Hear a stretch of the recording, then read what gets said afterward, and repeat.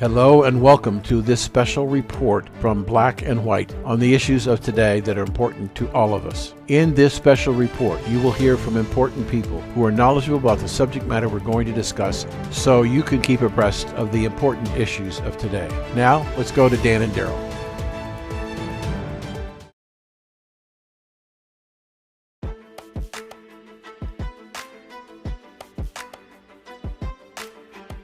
This is Dan Perkins, co-host of Black and White, and I want to tell you about a new service we are offering our listeners who have seen their freedom of speech taken away. We want to give it back to you. Join the conversation again by stepping on the American soapbox and tell America what you think about the issues that are confronting America. Join the conversation. It's free. Go to blackandwhites.us/America's Soapbox. The rules are simple. Not longer than 3 minutes, no attacks, racial or others, on other people, and no uncivilized language. Think about what is bothering you. Then get out your camcorder or your smartphone, write a script, push the record button. Check that you comply with all the rules, and if you think you do, log on to blacksandwhites.us, America's Soapbox, and upload the link to your message. Check back with us in a few days and see if it's available for everybody in America to watch. Tell your friends and family to take their turn on the American Soapbox. I'm Dan Perkins.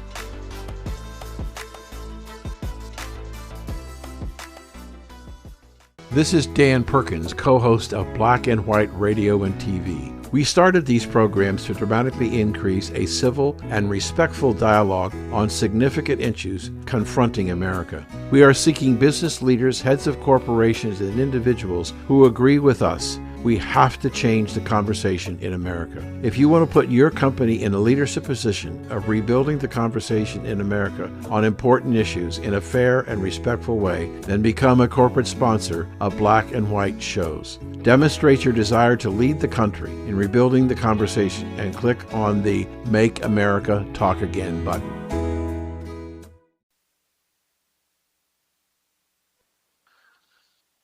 Welcome back to Black and White, and we have a special guest today, Heidi St John, who's running in the Republican primary in the 3rd District in Washington to be a representative in Congress. Welcome to the program, Heidi. Hey, thank you for having me. I appreciate coming on. Thank you. Tell us a little bit about yourself and then why you're running.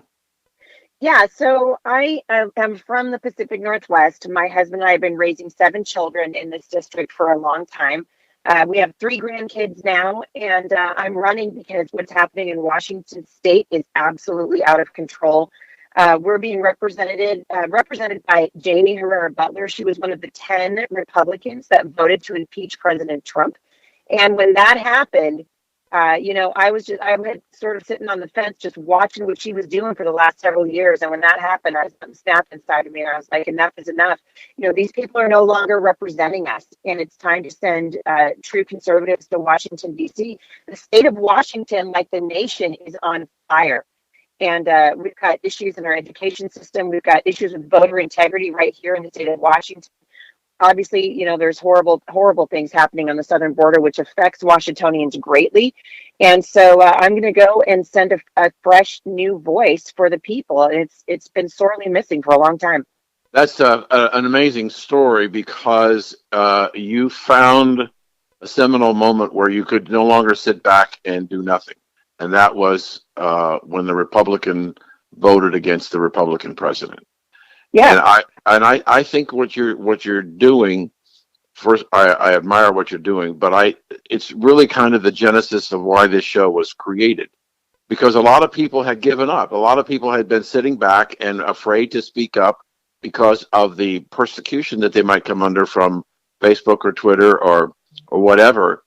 But many people across the country on various issues have reached their threshold like you have and have decided enough. So I congratulate you. I hope you do well. Let's talk about some important issues, if you don't mind. Yeah, let's do it. I was going to start with critical race theory, but based on what happened over the weekend, I can't walk away from what happened in Afghanistan. And I was telling Daryl, to me, the most disturbing. And I'm old enough to remember the fall of Saigon and seeing the helicopters over the American embassy and people scrambling to get in. I have never seen chaos like there was at the airport, and people trying to attach themselves to a military aircraft.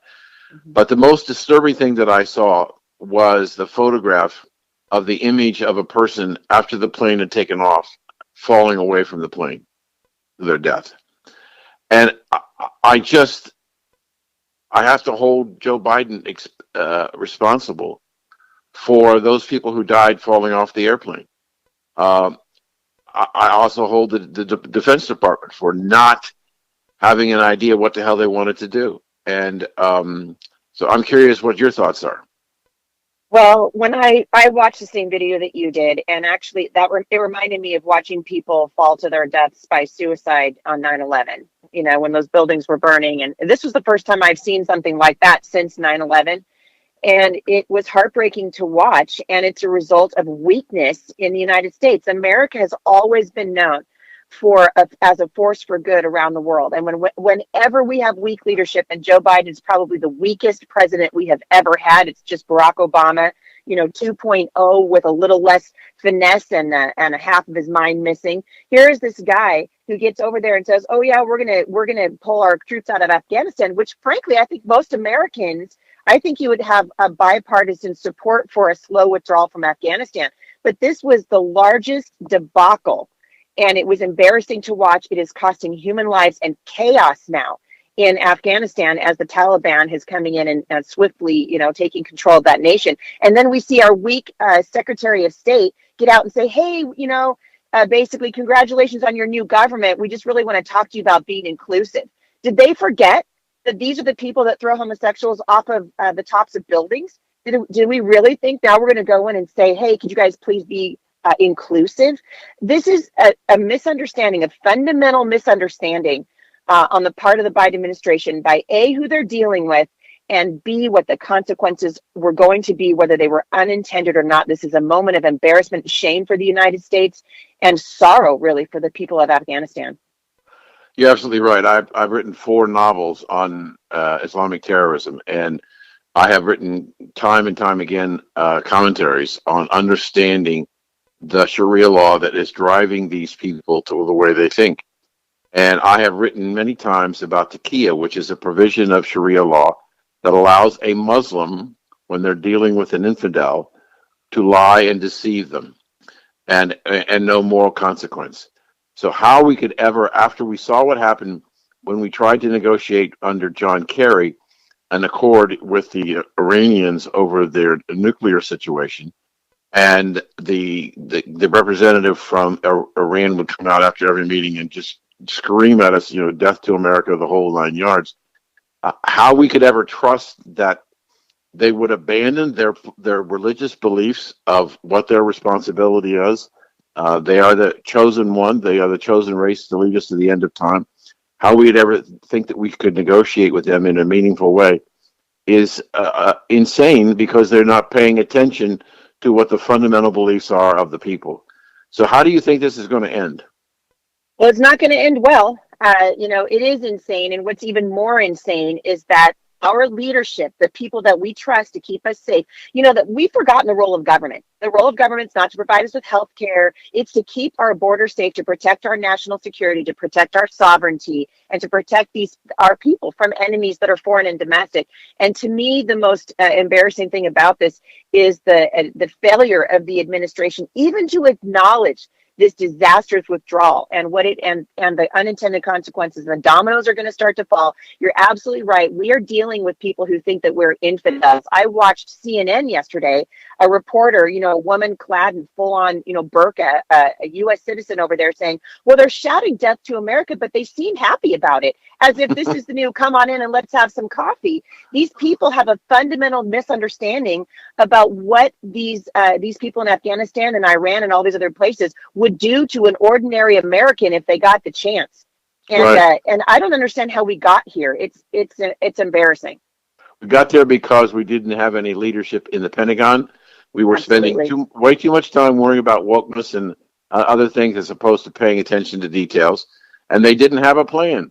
They didn't have a plan, and the president had to bring in 5,000 troops, 5,000 Marines to try and help control the situation. And I don't know that it's under control. But let's move on to another issue that's important to this show: critical race theory. What's your opinion? Critical race theory is a cancer that started in 1989 in the universities and now has metastasized into our high schools and even into our elementary schools. I have been speaking on this issue for several years, going to school board meetings, trying to teach parents what critical race theory actually is. What's crazy to me about this, and this is what I teach when I teach on this subject. I tell parents, when they say critical, they don't mean what you mean. So this is an entirely different paradigm that these people are coming from. They are turning our children against each other and against this nation. They are teaching our kids that our nation is inherently racist. And you, by the color of your skin, so I'm white. I'm a white girl. My ancestry is Irish. So my ancestry has predetermined that I am a racist, and that this country is inherently racist. And there's nothing we can do about it except for to fundamentally tear it all down, which is what they're hell-bent on doing, and building it back up. And the most damaging and the most frightening thing that's happened right now is that in our attempt to be woke, and woke is broke, in our attempt to be woke, we have piped this into our schools, and these kids that are coming out, that we are graduating by the hundreds of thousands every year out of our public universities and public high schools, they have a fundamental misunderstanding of American greatness, of American exceptionalism. They don't know American history, and they believe they're on a righteous mission. And frankly, there are some parallels to how the Islamists feel, because they are also indoctrinated from a very young age. This is an emergency in this country. It needs to be addressed at the highest levels of government. We should never, ever, ever allow this stuff in our schools.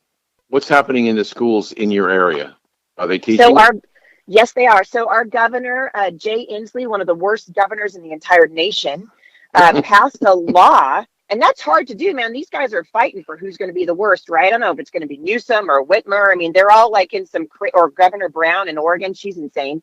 But he actually passed a bill into law just a couple of months ago that mandates that all teachers and staff be trained in critical race theory. And in so doing, they know these people are going to put it into their lesson plans and blah, blah, blah. And in so doing, they are hiding from the parents, because the schools, and Chris Reichdahl, the crazy director of OSPI here, when the parents show concern about it, they say, well, it's not being taught in the schools. Oh, yes, it is. It's being taught through your teachers and through your staff, who are being indoctrinated into this disgusting garbage ideology, and it's absolutely in the schools in Washington State. Well, this is a co-host show, and my co-host is Daryl Neely, and he needs some time to ask you some questions. So, Daryl, take it away. Well, he's corrupt in 100 different ways. Washington State is suffering because we have terrible leadership. And it's this race to be woke, right? I mean, we're trying to see who can be the most woke. You can tie in elements of critical race theory to comprehensive sex education in our schools. They're teaching our kids that there's 400 genders and that their gender is malleable. We're basically lying to our kids. The governor thinks that's all right, too. What's happening in Seattle under the leadership of Mayor Jenny Durkin is an embarrassment to the entire nation. I was up there and visited their so-called Nation of Chaz last summer, and it's horrific. And now we passed 12 of the most anti-gun, anti-police laws in the nation, 6 of which went into effect just a couple of weeks ago and have effectively completely hindered our police from protecting the citizens here. It is a shameful moment for the country. And like I've been telling people, what has happened is we have fallen into the hands of the dangerous Democrats, and the Republicans in the House and the Senate are too weak to stand up against it. This is Dan Perkins, co-host of Black and White Radio and TV. We started these programs to dramatically increase a civil and respectful dialogue on significant issues confronting America. We are seeking business leaders, heads of corporations, and individuals who agree with us. We have to change the conversation in America. If you want to put your company in a leadership position of rebuilding the conversation in America on important issues in a fair and respectful way, then become a corporate sponsor of Black and White shows. Demonstrate your desire to lead the country in rebuilding the conversation and click on the Make America Talk Again button.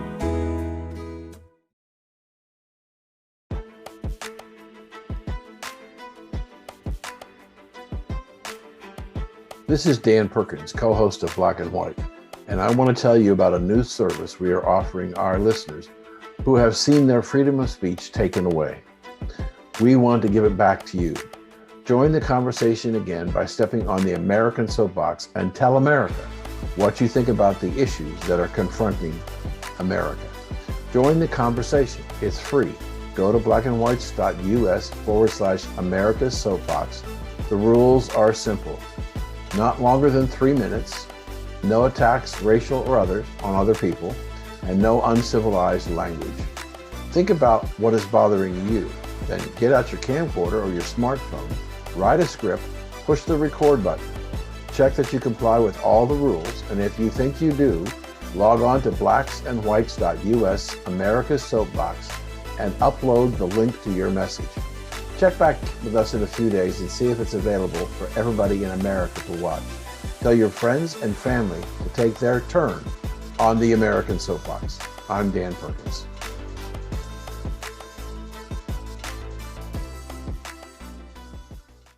Well, this is a co-host show, and my co-host is Daryl Neely, and he needs some time to ask you some questions. So, Daryl, take it away. Okay. Well, I got to tell you, I just love you to death. I mean, you are the busy mom. And I'm sorry, but I got to say it. Your state needs a mom. I mean, California needs a mom. Oregon needs a mom. When you look at critical race theory, we know it's not even a theory. It's a hypothesis. Right. Why is it? I mean, it has no foundation. Why do you think your governor would be so mentally distracted? Or maybe it's what's happening in Seattle that's influencing, people in that chop zone. What's really going on there? What's making this governor so Looney Tune? I mean, that's exactly what's happening. And I've been trying to sound the alarm about this for many years. I've been raising 7 children for the last 30 years, and I'm just getting to the end of the fabulous 7. And so I haven't run for anything, but I've been talking about politics for a long time on my podcast and in my books. And I believe with all my heart, this country is not going to be taken from without. It will be taken from within.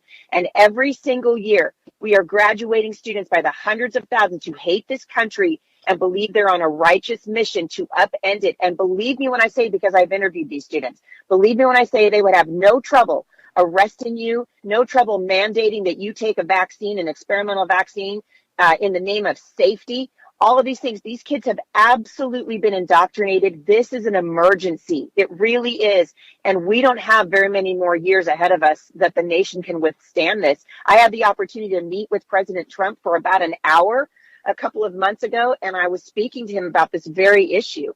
And he said, and I agree with him, he does not believe the nation can stand even 2 more years of this assault that's coming from the radical left. And you're right when you say insane Americans, because there's no common sense behind this. History doesn't back it up. We're pushing socialism. We've got Marxism in our schools. We are in trouble. And ordinary Americans, regular people like you and me, are going to have to start running for office, going to have to start getting back on the school boards. The school boards, oh my goodness, we could spend an hour talking about that. The left has been systematically stacking them for years. I was going to go to school boards, but I was going to go to your podcast first because, I mean, I've actually enjoyed listening to it. In fact, as soon as Dan told me that you were coming on, I was actually taking a gander. I was like, wow, she has some deep topics. I mean, with school boards, got to say it, your topics are awesome. And, I mean, you do your podcasts are just incredible. And they have an approach that is logical. Sorry, I got to use the word logic because they don't teach it in school anymore. They don't teach it. Sorry. But my question now would be, how did the school boards command the household? At one point, it was social service. Now it's the school boards telling parents how to raise a child. Yeah. Well, if people really understood the history of the public school, there'd be a shiver going up the spine of every patriot, every American loving parent. Because here's what's happened. For the last 50 years, people like me have been putting our kids in the schools, and we are assuming that the schools are teaching our children reading, writing, and arithmetic, right? That's what they are supposedly supposed to be doing. And by the time we find out that they're teaching the kids that America is inherently racist and that the country was founded in 1619 and that our founding fathers were racist and horrible and terrible people and that there's 400 genders and that God doesn't exist and your parents are stupid, by the time we figure it out, it's too late. And then we send our kids to universities and they finish the job that the schools started. These school boards really believe, a lot of these parents I know because I've met with them. And I've been, testifying in front of school boards before it was cool. Like now it's kind of hip to do it, thank God. But before that, I was going to school board meetings and I got a dose of reality years ago when one of the school board members actually said to me, the minute you drop your kids off at the front door of the public school, the school assumes responsibility. They're not interested in the opinion of the parents. And you're seeing this play out across the country when they're turning the microphones off of parents, locking parents out of school board meetings. Listen, the only language these people understand is called withdrawal. We must take our children out of these schools. And that maybe then they'll start waking up because the students don't belong to the school board. They belong to their parents. The question now would go to this point. People say this is a woke culture. What is woke? Because I honestly, they don't follow anything that I consider woke. Do you know what they consider woke or what they consider this woke culture? Well, woke culture is basically leftist culture. I mean, that's another word for it. When you say, we're woke, what you should say is we're leftist, hard left. So in this country, if, they consider themselves awake because they think that they're awake and you're asleep. And so they're woke to the fact that there's 400 genders. And they think that women can turn into men. And they believe that our country is inherently racist. And if you don't, it's just because you're asleep. And eventually they're going to wake you up.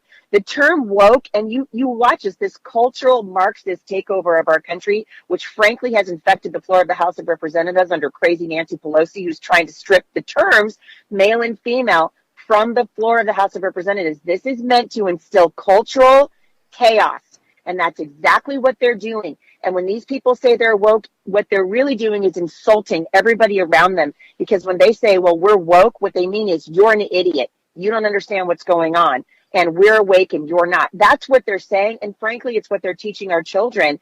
And that even if they don't come out and say, well, your parents are idiots, they're telling your children, or they're telling our kids, your parents just don't understand. They didn't know that the country was racist. It's not their fault. So they kind of help. It's kind of this weird mixture of your parents are stupid and your parents are just backwards and they don't understand. Parents listening to this, whose kids are still in the public school system, need to get involved. This cancel culture, which I just got out of a 30-day lockout for the second time on Facebook. They'll cancel you because the left doesn't like the word. They don't like to say that they're keeping you from talking about what you want to talk about. Censorship is a bad word. Canceling, that's not a bad word. It's a softer censorship. It's the same thing. Wow, Dan. Yeah, last question. I want to tell you that I'm not trying to put you on the spot, but it's a question that we're going to ask any candidate going forward, starting with you. How, if you're elected, you win the primary and you win the general election, and you go to Washington, D.C., given the swamp, how do you maintain your value system? I love that you asked me that question, because part of the reason I'm running here, and I'm being attacked by people who are in my own party running against me. We have lost integrity in politics. People are afraid to run for office. Now, there should be a healthy fear of running for any elected office because you represent the people. But that's not the kind of fear I'm talking about. I'm talking about people afraid for their life, afraid for their livelihood, afraid that their families are going to be attacked and their names are going to be besmirched in the public square. And the only way that I see moving forward is if we really look at how people conduct themselves out on the campaign trail. We start looking at the history of these people. Are they really men and women of integrity? And we've got to start sending people of integrity to Washington, D.C. and to our state houses. The other way that I think that we keep from becoming assimilated like the Borg is that we make an effort to be home. I have no intention of living in Washington, D.C. for the rest of my life. I have a very good friend who lives out there, and he told me, Heidi, when you have lived in D.C. so long, which most of these politicians have, that D.C. becomes home, need to resign your job and go back home because you've lost touch with the people that you represent. And that's what's happening in Washington State. The woman I'm running against, Jamie Herrera Butler, who I voted for the last 5 cycles, she's been there for 10 years. She's lost touch with the people here. If she was in touch with the people here, she never would have voted to impeach President Trump. If she was in touch with the people here, she'd be here doing town halls and going to church in the town that she's from. But she went to D.C. and she never came back. And that has to stop. And so my grandkids are being raised here. I have no intention of living there. I actually love working with people. As you guys can tell, I love the conversation. I want to come home and sit down and have roundtable discussions and meet with the constituents at the diner and say, what's going on, what's working and what isn't. Because the job of a representative is to be a voice, not to be a bully, not to inject all of my own ideas and not listen to the people. And that's what's happened. And so it would be the honor of a lifetime for me to represent this area, which I've lived in for nearly 20 years of my life, and restore the voice of the people back to the floor of the House of Representatives. And, like I told you guys, I've got 7 kids and 3 grandkids. I got a wonderful man I've been married to for 32 years. If those guys can't keep me grounded, nothing can. We've been talking to Heidi St John, who was a candidate in the Republican primary for the 3rd district in Washington. Let me say a couple of things. First of all, thank you for joining us. Please tell us how people can follow you. What is your website? Yeah, so you can find my run for Congress at Heidi St John for Congress.com. I've written 7 books. If you guys are interested to see kind of what my history has, all you got to do is Google my name. I've been a public figure for a long time. But my podcast is Off the Bench with Heidi St John. It airs 5 days a week, and we're talking about everything under the sun as it pertains to culture. The other thing both of us want to say to you is we understand that you can get put off the air off of Facebook, because we have almost, I think, permanently, for speaking our mind. If you ever need a platform, if you want to get a message out to millions of people, you always have a home here. Thank you so much. I just got out of a 30-day lockout, and honestly, they told me this is the last time. So I expect the next time they kick me off, it'll be for good. And I'm to the point where I don't care anymore. So right. I really appreciate that. Right. So thank you for joining us. Good luck to you in your campaign. And let's see if we can't get together again a couple more times before the election. And we wish you all the luck, and thank you for joining us today on Black and White. It's been an honor. Thanks for having me. This is Dan Perkins, co-host of Black and White Radio and TV. We started these programs to dramatically increase a civil and respectful dialogue on significant issues confronting America. We are seeking business leaders, heads of corporations, and individuals who agree with us. We have to change the conversation in America. If you want to put your company in a leadership position of rebuilding the conversation in America on important issues in a fair and respectful way, then become a corporate sponsor of Black and White shows. Demonstrate your desire to lead the country in rebuilding the conversation and click on the Make America Talk Again button.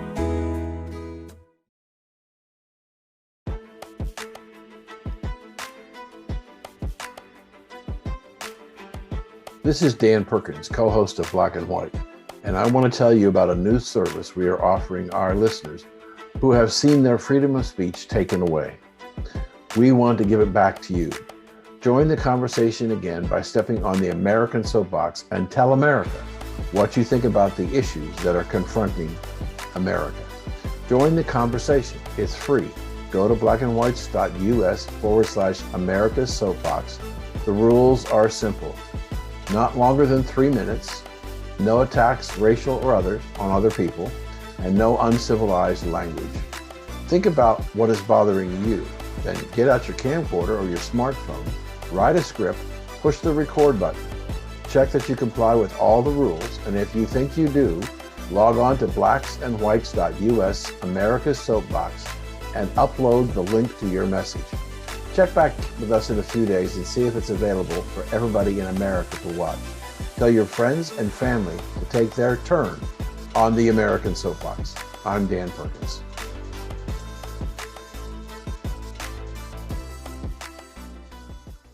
Thank you for joining us today for the special report from Black and White. If you missed any of this show, go to blacksandwhites.us, click on the archive section, and you can hear this show and many others. Thanks for joining us on Black and White, where America speaks.